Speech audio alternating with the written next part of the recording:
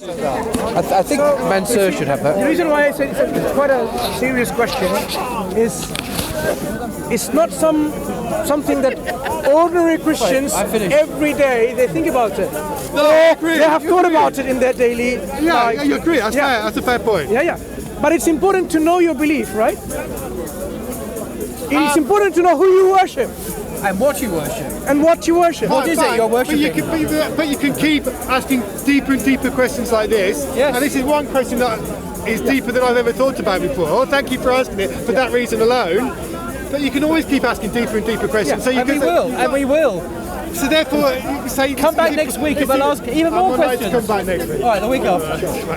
So you do There's more to come. Therefore, you can say that I don't know Jesus because you've only to ask a deeper question than I've ever thought about before. It's not fair to say I don't know Jesus for that reason.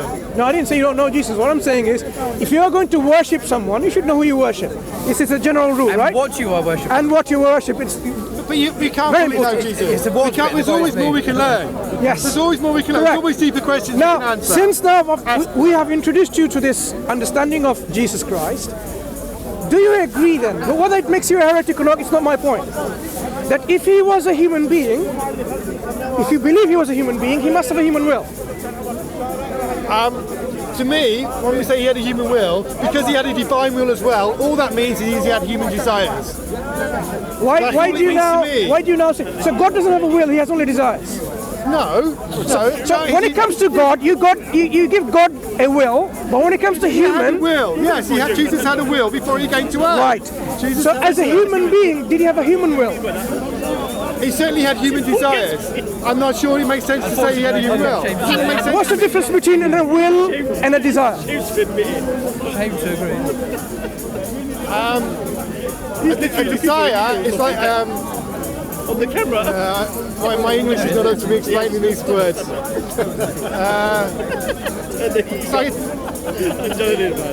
If you're hungry, so you have a desire to eat. It's something you need. It's something you need. Like that is it. Do you make choices with your desires sometimes? Yes. Has Jesus done that? Yeah, but that could have been his divine will. That could have been his divine will. But did he choose the 12 disciples? Did Jesus choose the 12 disciples?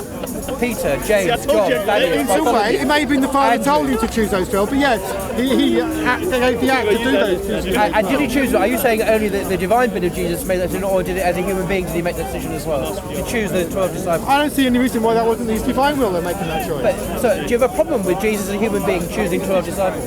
Bigger fish. No. Neither do we. So what's the problem? You disagree with us? QED. Next subject. So you are now giving human Jesus a choice. If you don't have a will, can you have a choice? Can you make choices without a will? As a divine being, he had a choice. As a divine being, he had a human being. As a human being, why are you depriving him of a will? Because he had a will already. Because he had a will before he became a human being. That's why I'm doing it. No, that's not the human will, is it? I don't see any reason. That's the will before he had it beforehand. Yeah. So when he became human, that will could have been the same. So he's not fully human. He didn't need to gain a new will. He didn't need to gain an extra will. I don't see why he has to gain a second will. So we now come back to the basic question. Jesus Christ is not fully human because he doesn't have a human will. That's right.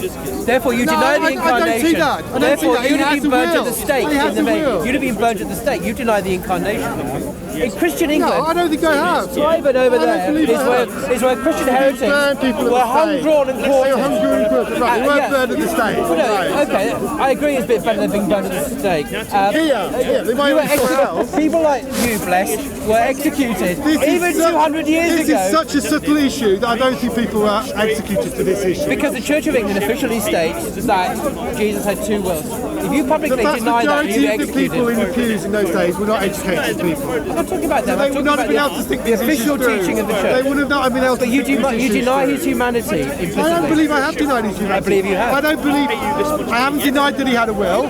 All my issue is, I don't see why that one will couldn't have been the will that was controlling him when he was a human being. And to me, that does not make him any less a human. The fact that he was a divine will. The point, Have we met before? That's right. The point I'm making is But it this. doesn't matter. I do that. If you confess, or if this is your belief, he's fully human. Remember, the point is fully human. Imagine now you have a He concept. has a will. Wait. It doesn't mean he's not a divine will. Douglas, if somebody is fully God and he has a will of a human only, would you call him fully God?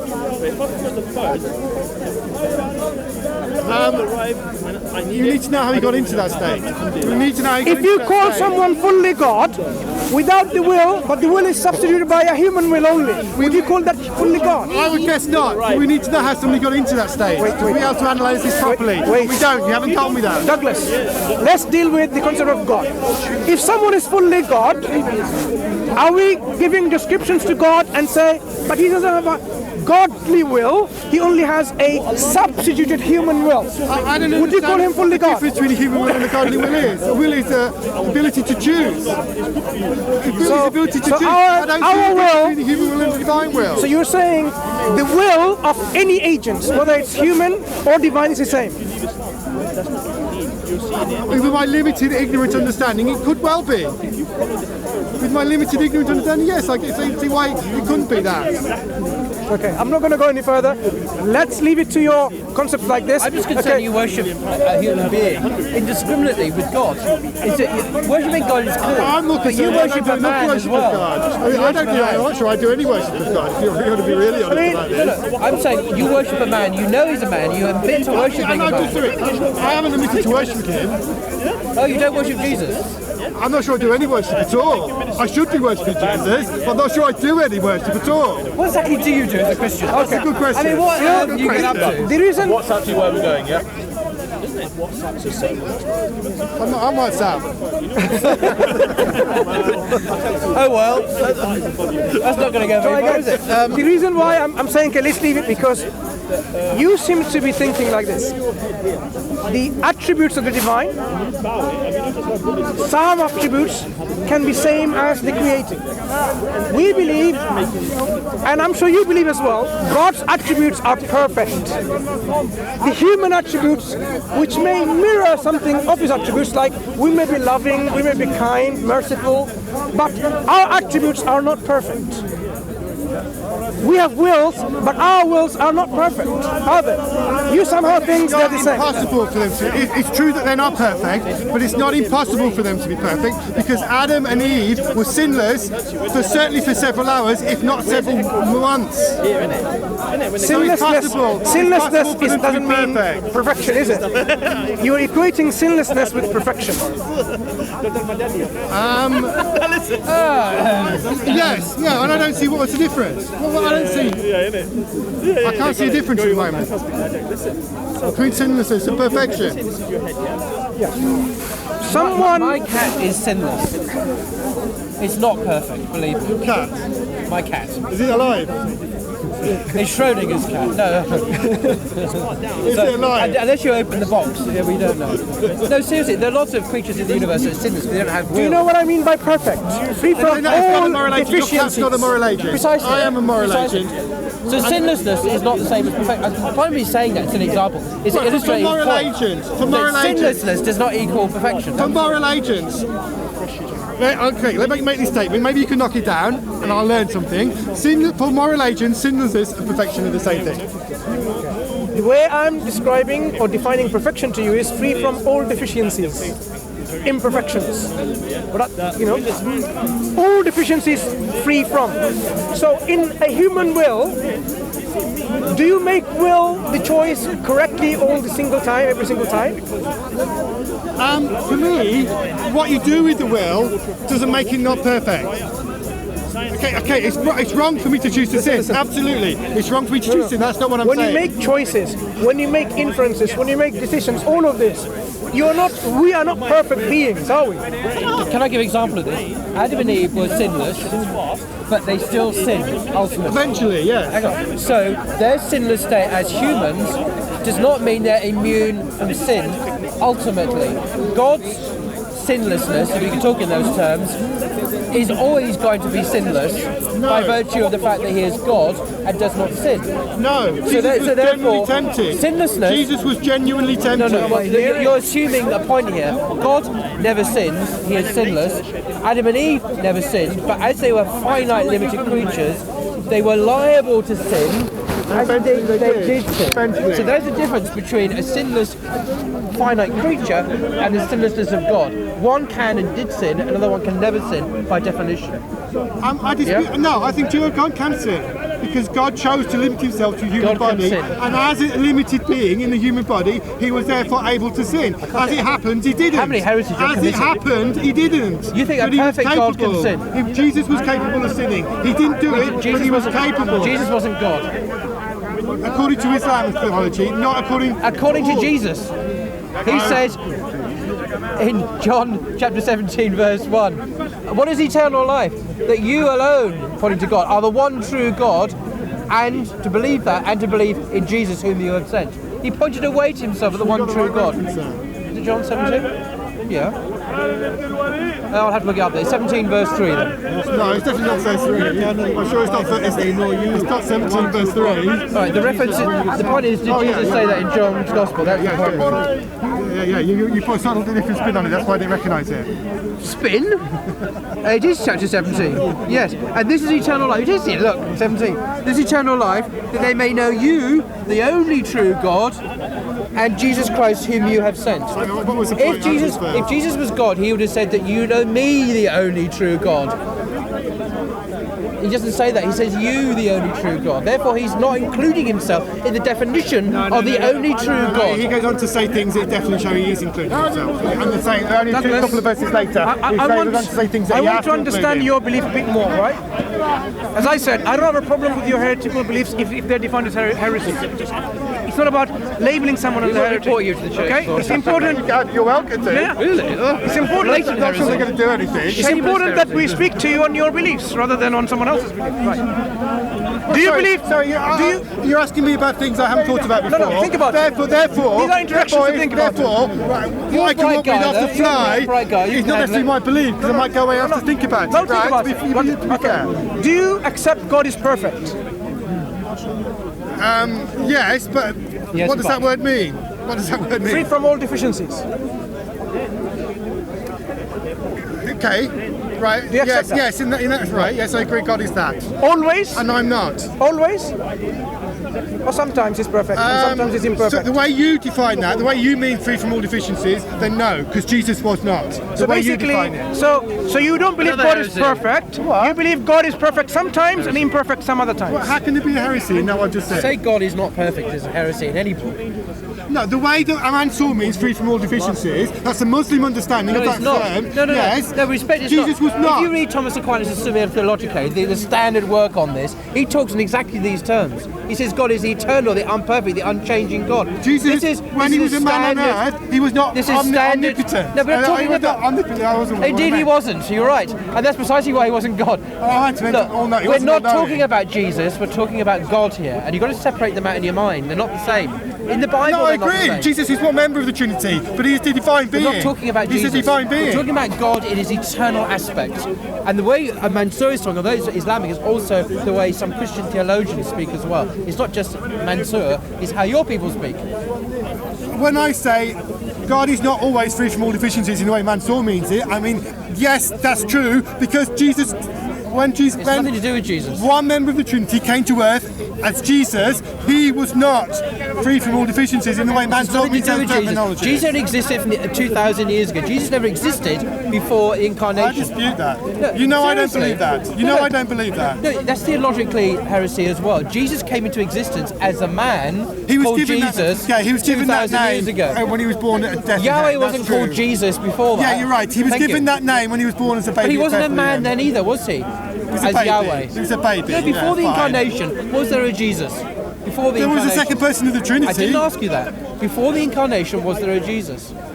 The human Jesus, a guy called Jesus? No, there wasn't a human Jesus, no. Or any Jesus that you like? There were people called Jesus, but that's not what we mean. That's not what we mean, no. So yeah, Jesus didn't exist before the incarnation. So for you to contradict what he's saying on the basis of historical technicality is to miss the point. The person that became Jesus existed before the incarnation.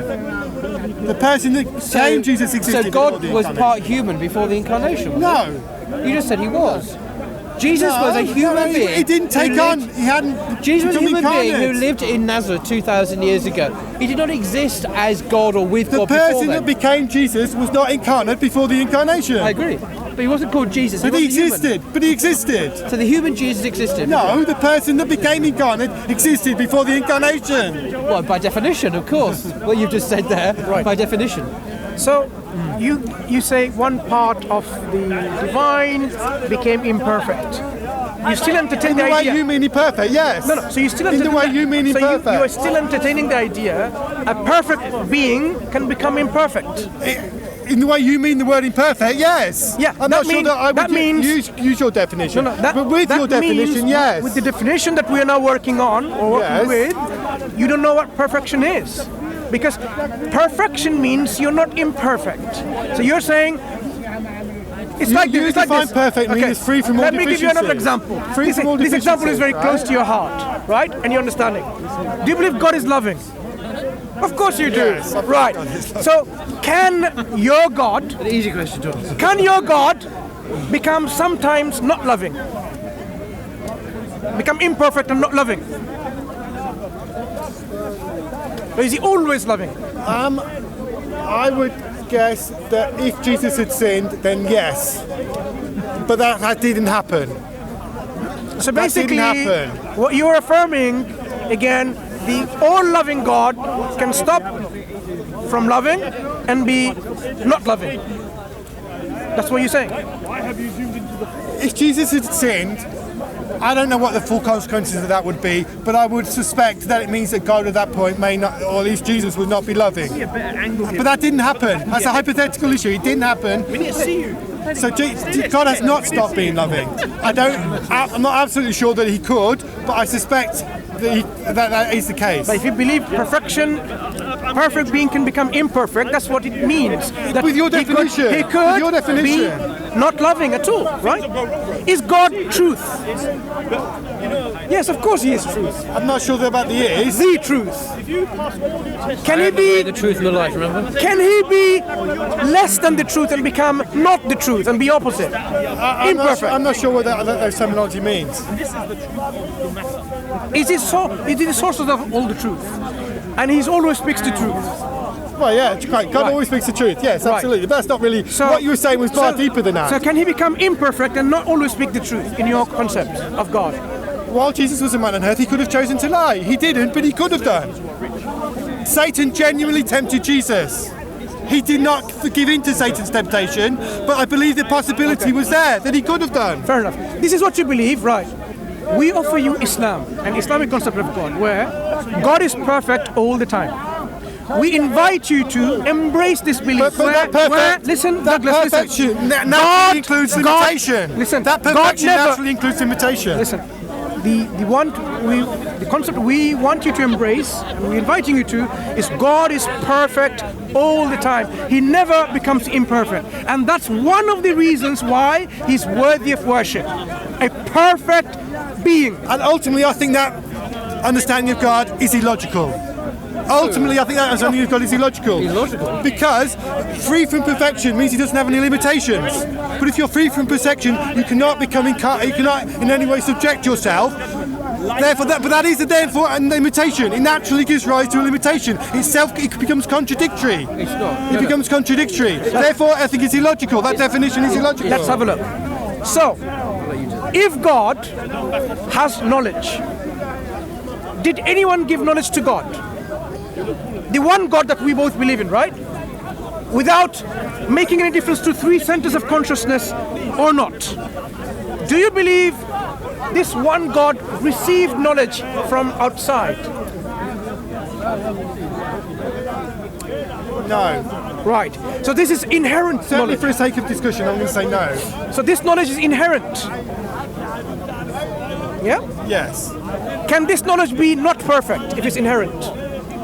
In a being who did not I'm begin not to sure it makes exist. sense to call knowledge perfect. Knowledge is knowledge. If you are not given knowledge and you had it your own self, would your knowledge be limited?